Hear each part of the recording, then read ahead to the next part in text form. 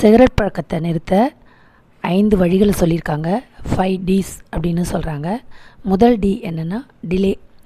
Cigarette, PT இதெல்லாம் ஞாபகத்துக்கு வரும்போது ஒவ்வொரு முறையும் 10 நிமிஷம் லேட் பண்ணணும்.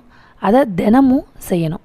எப்பெல்லாம் ஞாபகம் வருதோ அப்போது 10 நிமிஷம் அதுலேருந்து லேட் பண்ணணும். அப்படி பண்ணோன்னா வழக்கத்து மாறாக குடிக்கக்கூடிய சிகரெட்டோட எண்ணிக்கை குறைஞ்சிரும். அடுத்தது செகண்ட் டி, டீப் ப்ரீத். அதாவது 5 நிமிடங்களுக்கு ஆழமாக மூச்சு விடணும். அடுத்தது பிராணாயாமம் செய்யணும். அதன் பிறகு அடுத்து ஏதாவது ஒரு வேலையை ஆரம்பிச்சிடணும். அடுத்து 3வது டி என்னென்னா ட்ரிங்க் வாட்டர்.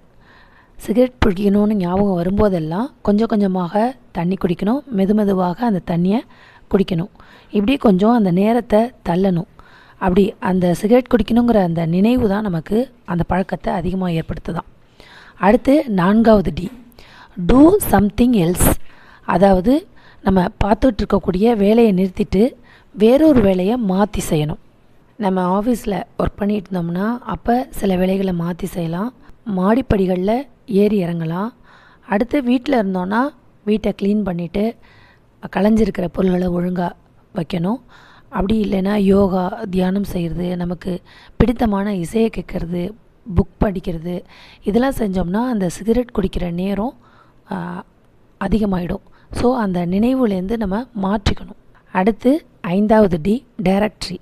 அதாவது புகைப்பிடிக்கிறத கைவிடுறதுக்கு வழிகாட்ட உதவக்கூடிய ஒரு தேசிய அழைப்பு எண் 1800112356. இதுக்கு கால் பண்ணி அவங்க சில ஐடியாஸ் கொடுப்பாங்க.